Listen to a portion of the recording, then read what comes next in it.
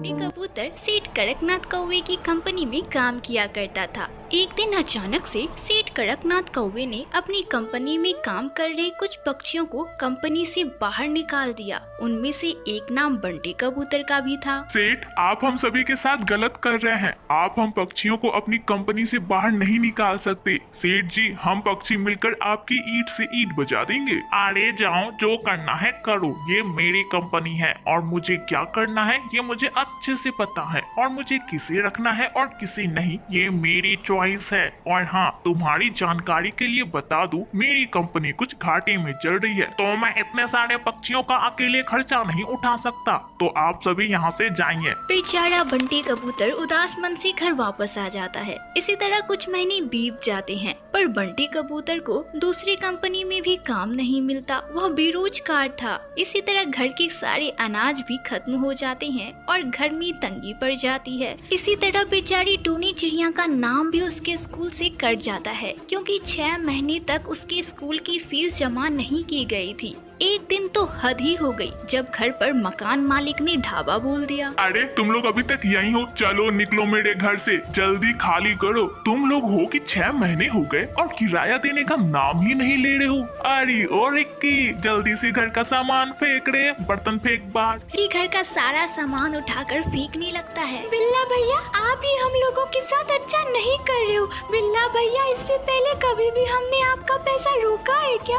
वो तो मेरे पति की नौकरी छूट गई है, तभी ना आपको हम पैसे नहीं दे पा रहे हैं। अरे ओ रिक्की, क्या कर रहा है तू? तभी से जल्दी से घर पर ताला लगा रहे। बिल्ला टुनटुनी चिड़िया की एक नहीं सुनता और घर पर ताला लगाकर चला जाता है। जब टुनटुनी चिड़िया की नौकरानी उसे ऐसी लाचारी में देखती है तो उसे उस पर तरस आ जाता है, तो वह उसे अपने साथ अपने घोंसले में लेकर जाती है। मालकिन, आज से यह गरीब खाने को आप अपना ही समझिए। मालकिन, मैं बगल के घर में झाड़ू पोछे का काम किया करती हूँ। अगर आप वो काम कर लेंगी तो मालकिन आपको पैसों की थोड़ी राहत हो जाएगी। हाँ रे, तो बिल्कुल ठीक कर रही है। अब मेरी हालत तो पहले जैसी रही नहीं। अगर कहीं काम कर लूंगी तो बच्चों को अच्छे से पाल सकूंगी। तब तक बंटी जी भी कोई ना कोई काम जरूर ढूंढ लेंगे। एक दिन जब टुनटुनी चिड़िया अपनी मकान मालकिन के घर में झाड़ू पोछे का काम कर रही थी, तभी वह देखती है कि मकान मालकिन की बेटी एक आवारा कौवे से बातें कर रही है। तभी मकान मालकिन भी घर पर नहीं थी। अरे ओ टुनटुनी, जरा मेरे दोस्त के लिए चाय नाश्ता तो लाना।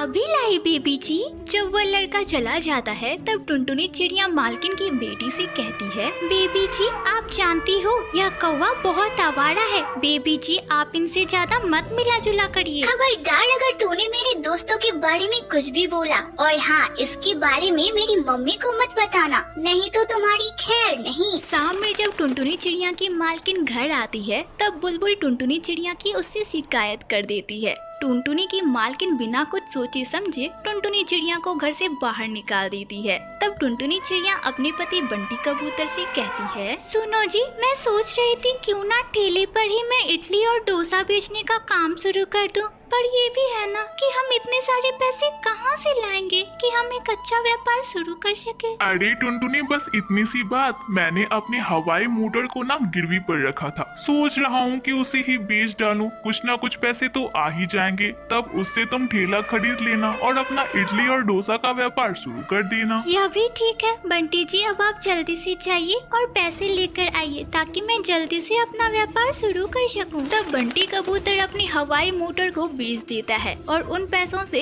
टुनटुनी चिड़िया अपना एक इडली और डोसा का ठेला खोल लेती है। इडली ले लो, टुनटुनी की बनाई हुई डोसा खा लो, गर्मा गर्म डोसा खा लो, मसाला डोसा खा लो, इडली ले लो। अरे टुनटुनी चिड़िया, मुझे 1 प्लेट इडली दे दे। माँ, मुझे डोसा खाना है, बटर मसाला डोसा। माँ प्लीज मुझे डोसा खिला दो। अच्छा रुक टुनटुनी चिड़िया, इसके लिए 1 बटर मसाला डोसा बना दे, और हाँ, मेरे लिए 1 प्लेट जल्दी से इडली ला दे। मुझे बहुत जोरों की भूख लगी है। अभी दे देती हूँ सुंदरी बहन। तब टुनटुनी चिड़िया सुंदरी कौवे को 1 प्लेट इडली देती है और वहीं छोटू को मसाला डोसा। हाँ, टुनटुनी चिड़िया, मजा आ गया। क्या इडली बनाई हो, कितनी मुलायम है। हाँ, एक काम कर, 2 इडली और दे दे मुझे। देखते ही देखते टुनटुनी चिड़िया का इडली और डोसा पूरी जंगल में फेमस हो जाता है। टुनटुनी चिड़िया दयालु भी थी। वह गरीब चिड़िया को मुफ्त में ही इडली और डोसा खिलाया करती थी। अब टुनटुनी चिड़िया की अच्छी कमाई होने लगी थी। एक दिन जब टुनटुनी चिड़िया इडली और डोसा का रवा लाने के लिए बाजार जा रही थी, तभी वह देखती है, अरे ये तो वही गुंडा मवाली कालू कौवा है ना। यह तो मालकिन की बेटी के साथ बदतमीजी कर रहा है। मैं इसे कैसे बचाऊं? रुको, मैं अभी बंटी जी को कॉल करके यहाँ बुला लेती हूँ। तब टुनटुनी चिड़िया जल्दी से बंटी कबूतर को कॉल करती है। क्या हुआ टुनटुनी, तुम इतनी घबराई हुई क्यों हो? बंटी जी, वो बाजार जाने के रास्ते में एक बहुत बड़ा बरगद का पेड़ है ना, बस आप वहाँ आ जाइए। ये गुंडा मवाली मालकिन की बेटी को छेड़ रहा है। और हाँ बंटी जी, अपने साथ 2 पुलिस वालों को भी जरूर लाइएगा। अच्छा ठीक है टुनटुनी, तुम घबराओ मत, मैं अभी आता हूँ। तब बंटी कबूतर जल्दी से इंस्पेक्टर के साथ वहाँ पहुँच जाता है। इंस्पेक्टर साहब, जल्दी से इस गुंडे मवाली को गिरफ्तार कर लीजिए। तब इंस्पेक्टर जल्दी से उस गुंडे मवाली को पकड़कर गिरफ्तार कर लेती है और उसे अपने साथ लेकर पुलिस स्टेशन चली जाती है। तब तक वहाँ मालकिन भी आ जाती है और वह टुनटुनी चिड़िया से माफी भी मांगती है। टुनटुनी, मुझे माफ कर दे, मैंने सच्चाई जाने बिना तुझे क्या कुछ नहीं कहा। इतना ही नहीं, मैंने तुझे अपने घर से भी निकाल दिया। टुनटुनी, तूने जो मुझ पर उपकार किया है वह मैं कभी नहीं चुका सकती, पर हाँ, मैं तुम्हारे सपने को जरूर पूरा करूंगी। तुम्हें होटल खोलना था ना, तो मैं तुम्हारी होटल खोलने में मदद करूंगी। मालकिन की मदद से टुनटुनी चिड़िया अब जंगल में खुद का एक बहुत बड़ा होटल खोल लेती है। अब सारे पक्षी उसके होटल में ही खाया करते। टुनटुनी चिड़िया की अब जिंदगी बदल गई थी। अब वह अपने परिवार के साथ खुशी खुशी रहने लगी थी।